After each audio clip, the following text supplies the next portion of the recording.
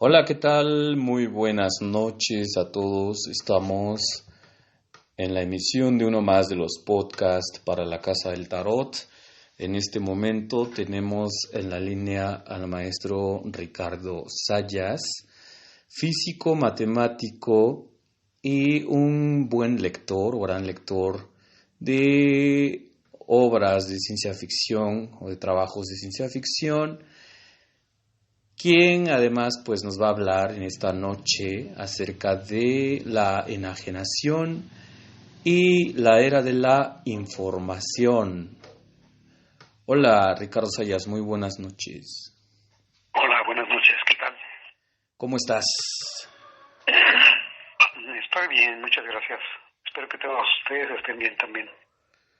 Muy bien, pues vamos a dar inicio. Fíjate que estábamos hablando hace un momento, antes de iniciar la entrevista, en que nuestra era es la era de la información y de la enajenación, que ocurren ambas cosas al mismo tiempo.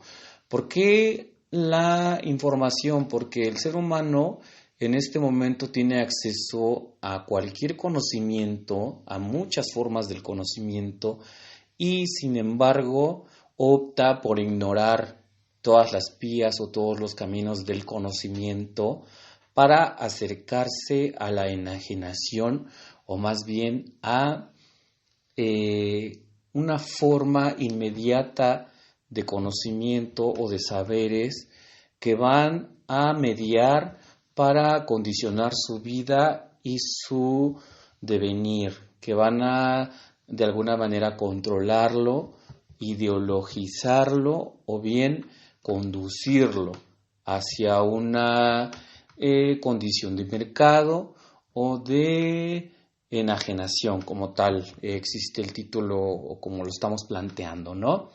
Entonces no sé qué pienses tú acerca primero, acerca de la información que recibe el ser humano en este momento y de cómo es que se está procesando esa información a través del mercado y de los medios o de los media.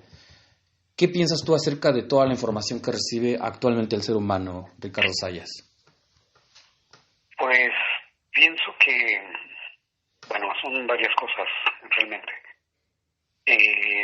La cantidad de información a la que puede acceder el ser humano actualmente, precisamente por esta era de la información,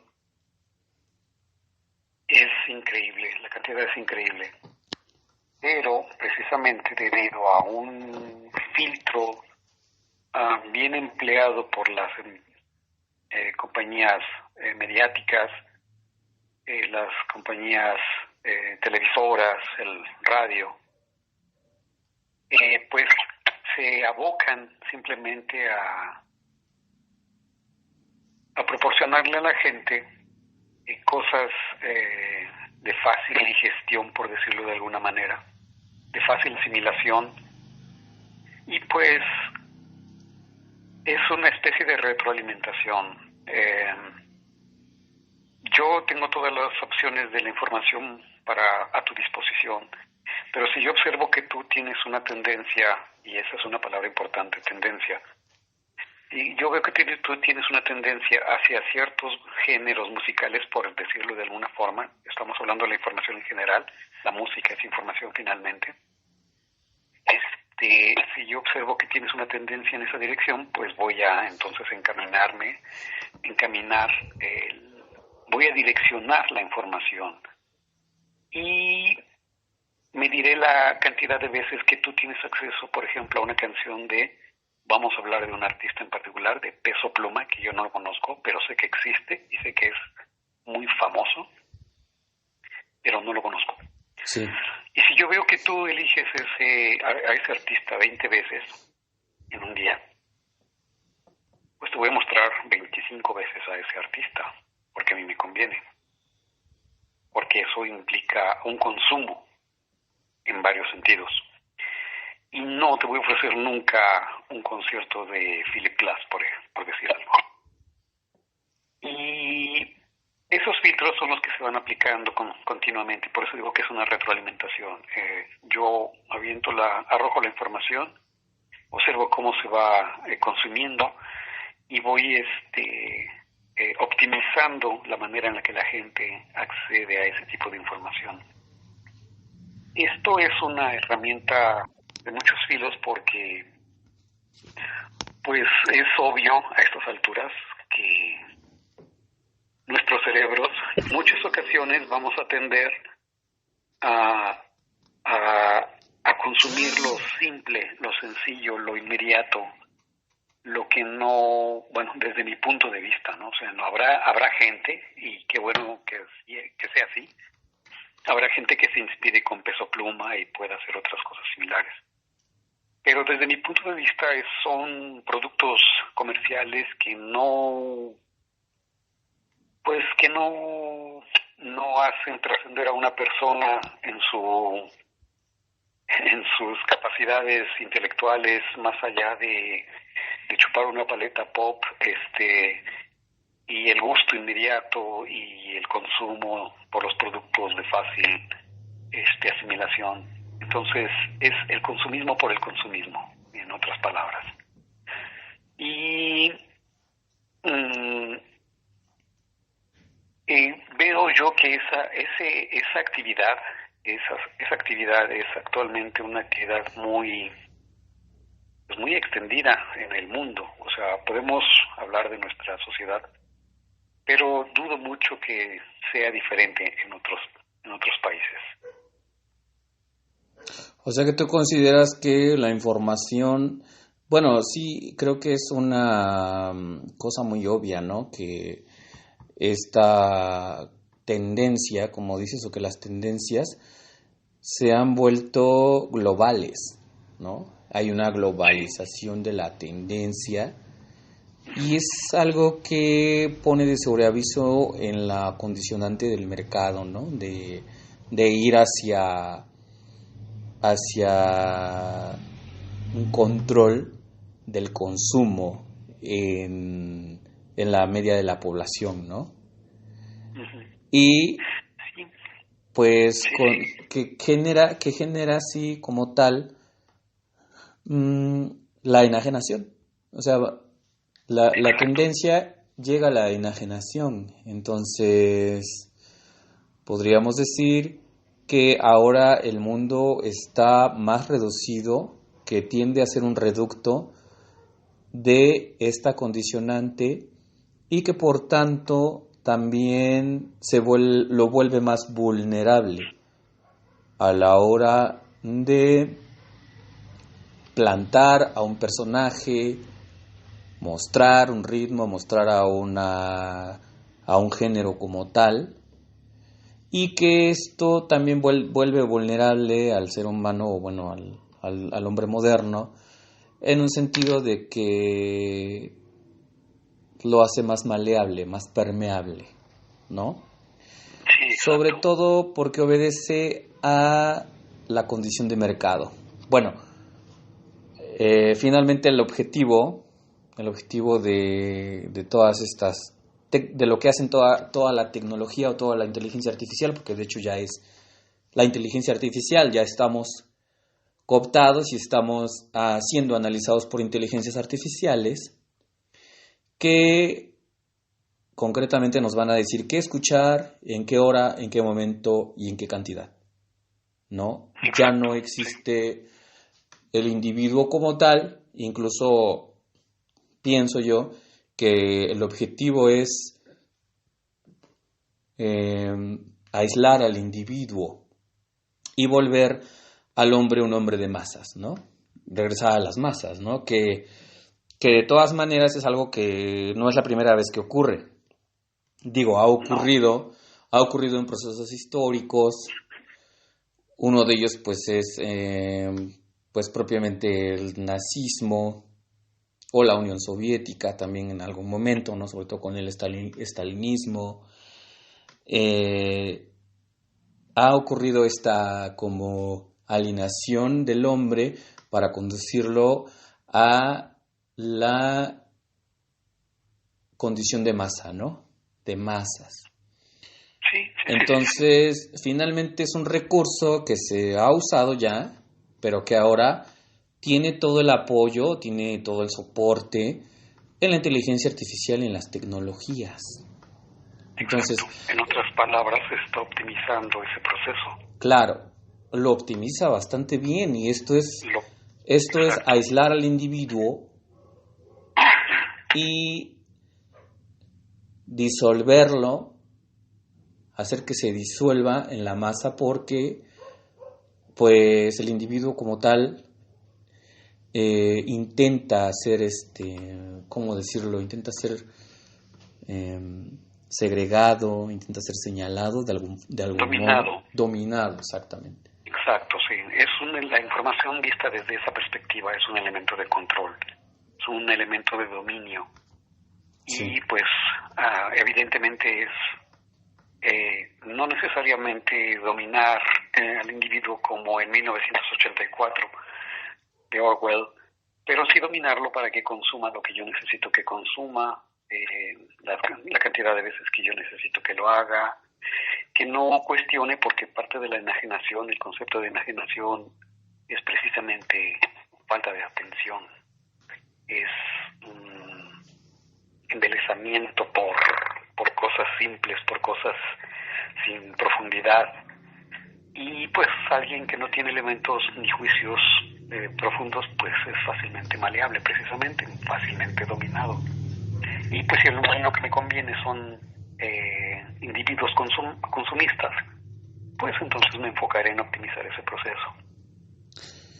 Esto es una consecuencia precisamente, y es triste, es una consecuencia de la era digital, de la era de la información, porque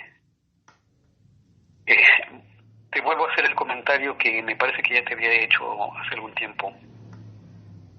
Un absurdo en el que puede caer la inteligencia artificial es que la misma inteligencia artificial se pregunte por qué los humanos inventan una inteligencia viendo que ellos son lo suficientemente inteligentes.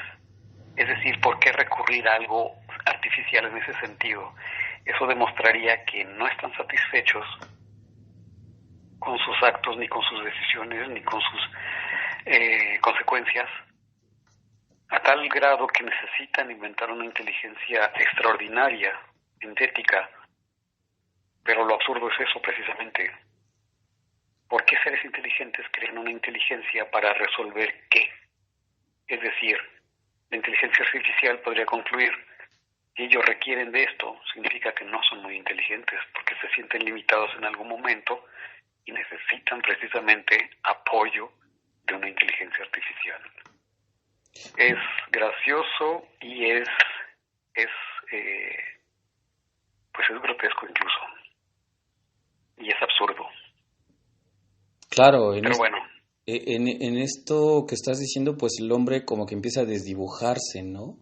En su propia facultad de ser inteligente, se está como que evadiendo de su propia condición de ser pensante para no pensar, para no idear, no imaginar. Y el colmo sería decirle a una inteligencia, piensa por mí, ¿no? Exacto. Es paradójico porque, bueno, inventó la máquina inventó las cosas mecánicas para decir, haz el trabajo por mí, ¿no? Y con la revolución industrial, con la industria y todo esto, pues dijo, yo no quiero cargar esto, no quiero hacer esto, no quiero realizar este proceso, pues voy a reducir el proceso a algo que pues sea más simplificado. Pero ¿qué resulta con la inteligencia artificial? Ahora pues yo no quiero pensar, mejor hazlo tú, no lo voy a hacer, yo me voy a evitar la molestia de pensar o idear o de imaginar ya sea una teoría, un mundo, una fotografía, porque a esto va la inteligencia, ¿no? Una actuación, una imagen, incluso, ¿no? Un mundo ideado. Bueno, entonces, paradójicamente hablando, el hombre intenta sustituir su propia inteligencia, que eso es algo que concretamente pues sería alarmante, ¿no? Porque entonces ese es el primer paso para el dominio de las máquinas. o el dominio de la IA, como lo hemos visto en muchas distopías, o en muchas, partiendo de la idea de la Matrix que formuló propiamente Philip K. Dick en algún momento, ¿no? Incluso recuerdo el título de esta obra de K. Dick, que se hizo una película muy famosa, ¿no? Que se llama Nosotros lo recordamos por usted, ¿no? O sea, tú quieres que la máquina recuerde por ti, tú quieres que la máquina piense por ti, quieres que la máquina imagine por ti, ¿en serio? Entonces, he ahí el dilema de la inteligencia artificial en la era de la información, ¿no? No solamente castrar al hombre en su imaginación, no solamente castrar al hombre en su elaboración de las cosas, sino también en su imaginación, sino también en su lenguaje, en el decir y el imaginar, ¿no? Exacto. Entonces, ¿hacia dónde va? Ajá, el absurdo total es asignarle el proceso de creación a una inteligencia externa a la mía. Es triste. Una nota reciente, hace unos días, en un programa de internet, escuchaba que algunas revistas científicas prohibieron que los investigadores enviaran trabajos en los que hubieran utilizado inteligencias artificiales para poderles ayudar a redactar mejor sus trabajos. Sí. Y vieron que no era muy bueno. Entonces lo que hicieron las revistas fue proporcionar herramientas para que los autores puedan usarlas con la única condición de que indiquen que hicieron uso de esas herramientas.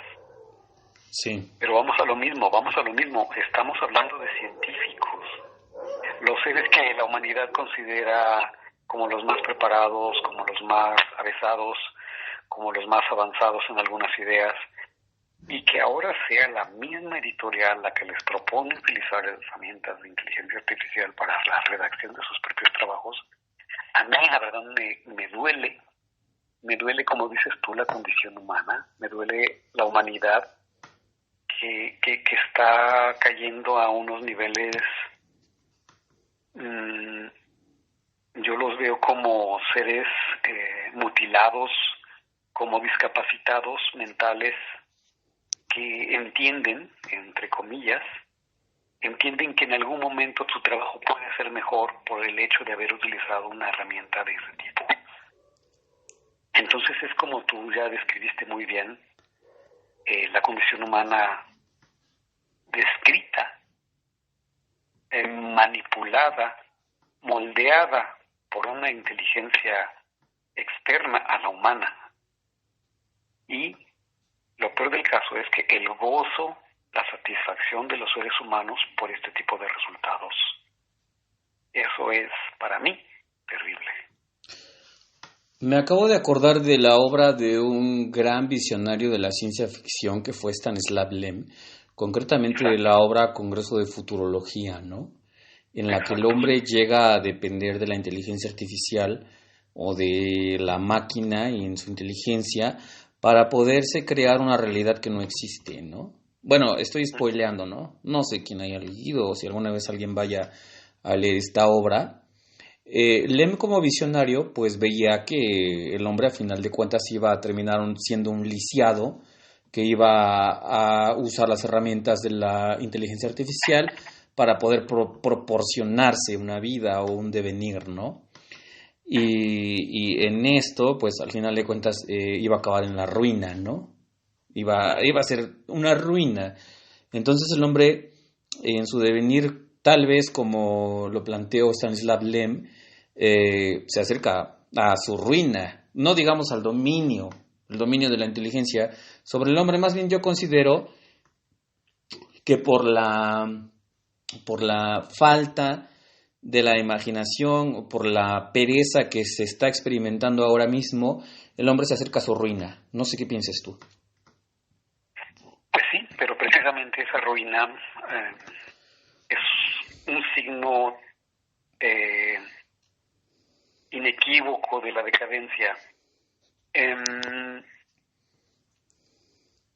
Yo pienso que muchos investigadores deben estarse sintiendo terriblemente bien, muy entusiastas con toda esta cuestión de haber creado algoritmos de computadora llamados inteligencia artificial que les pueden ayudar a resolver muchos problemas.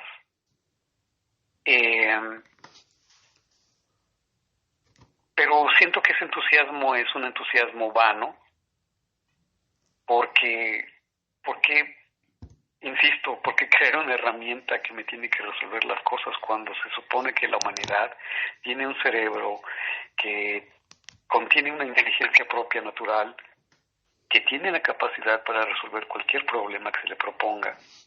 Y dentro de todo este juego surge un juego oculto, extraño, no oculto, extraño, llamado inteligencia artificial, que en lo particular a mí no me convence.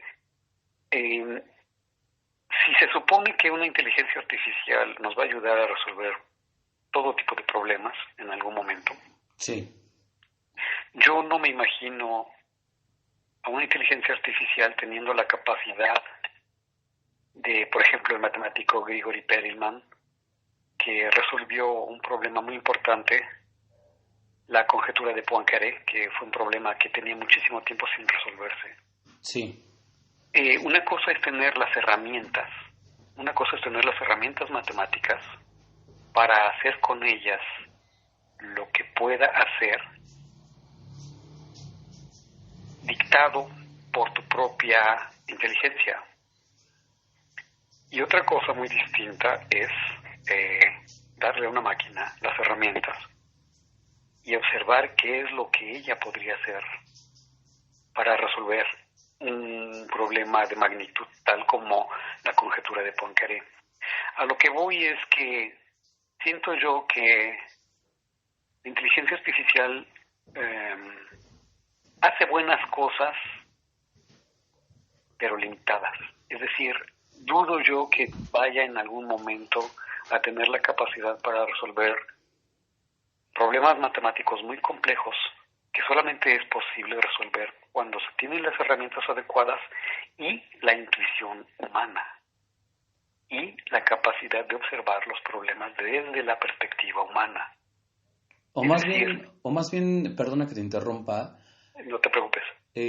Tal vez lo que quieres decir es que la inteligencia artificial nunca va a poder superar al cerebro humano, por lo menos no por ahora, Exactamente. ¿No? Sí, o sea...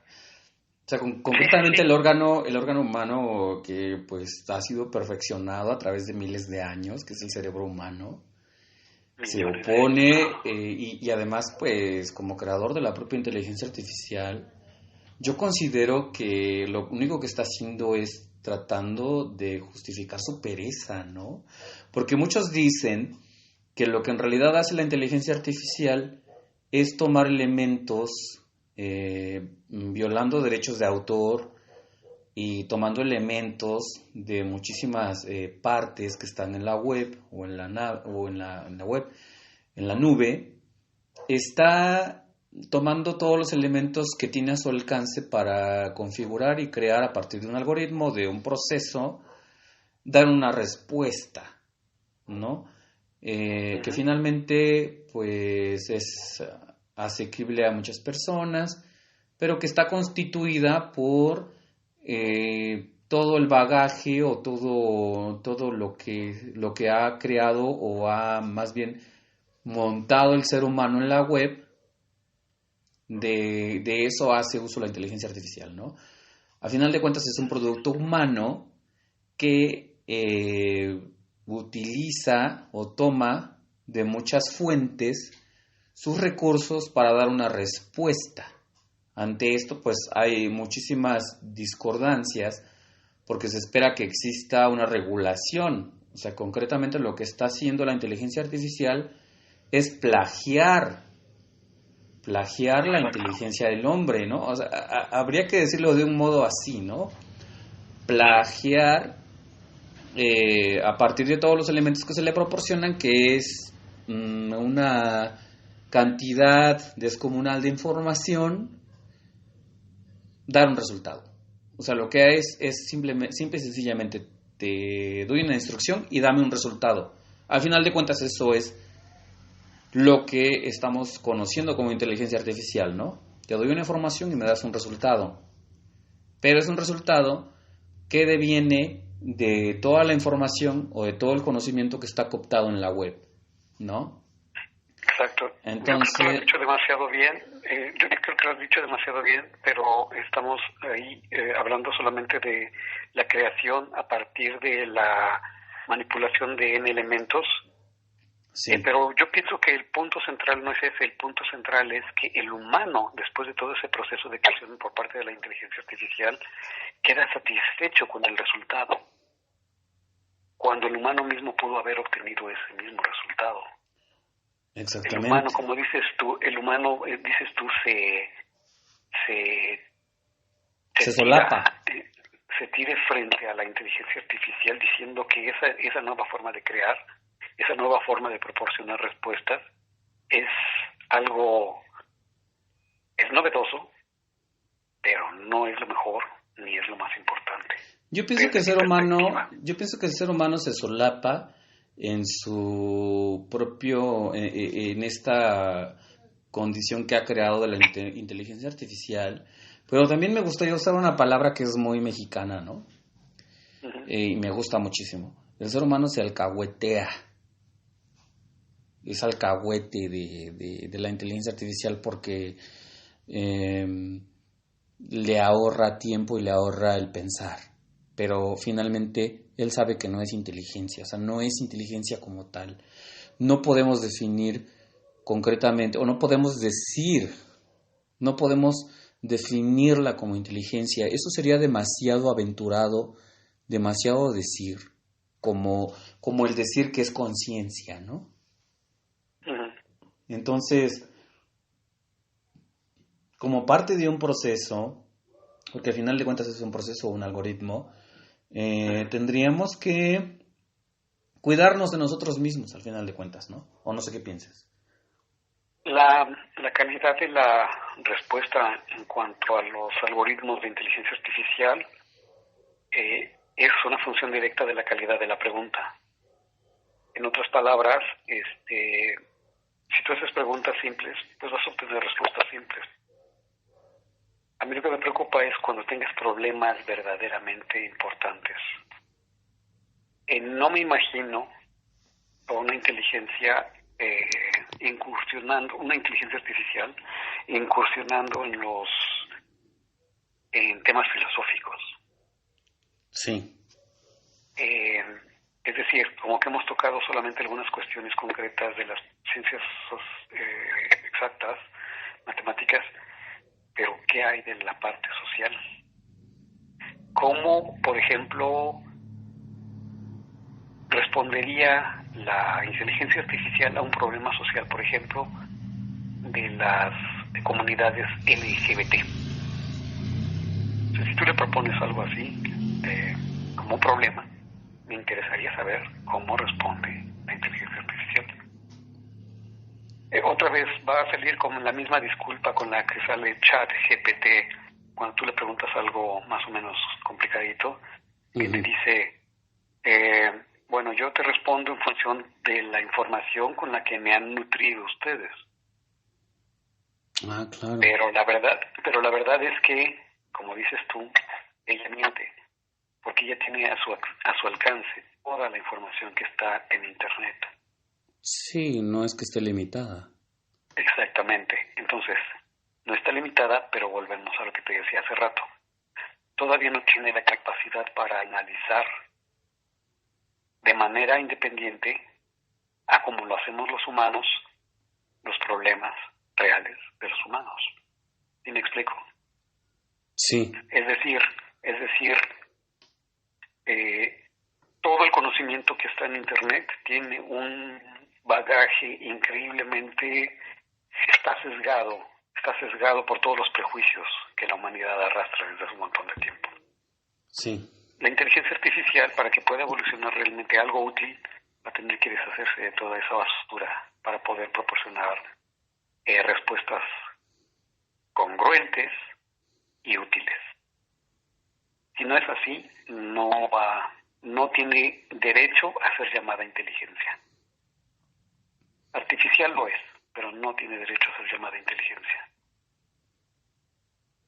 Y todo esto viene a colación porque pues empezamos a hablar de la era de la información, la era digital, la era del conocimiento. Y dentro de todos estos puntos que hemos estado discutiendo, en algunos poquitos ejemplos hemos notado cómo pueden surgir problemas filosóficos que se vuelven fundamentales. El principal ya lo discutimos mucho, es decir, es necesario que la raza humana, siendo inteligente, necesite una inteligencia externa para poder resolver sus problemas. Eso es algo que los filósofos actuales van a tener que discutir, yo creo que con mucha profundidad.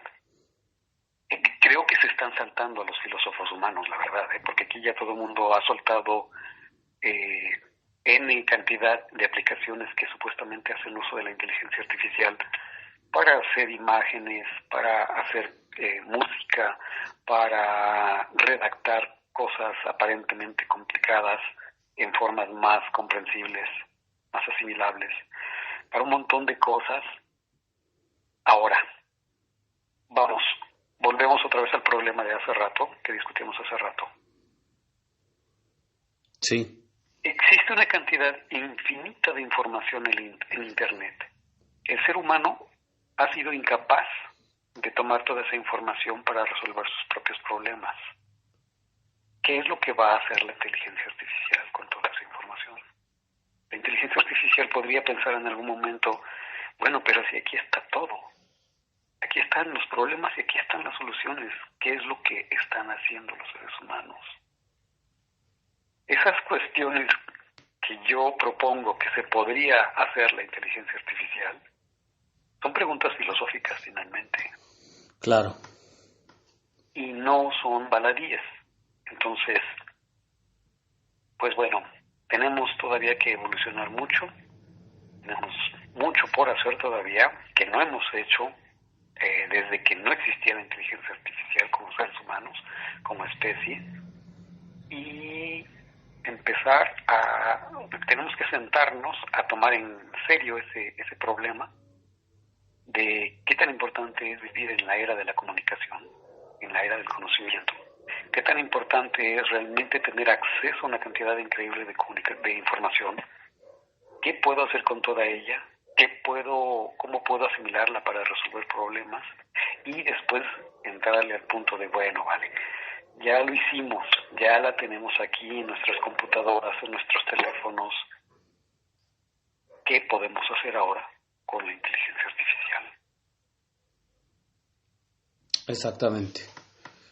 Bueno, pues eso ha sido todo por hoy. Muchísimas gracias, Ricardo Sayas, por tus disertaciones acerca de este tema.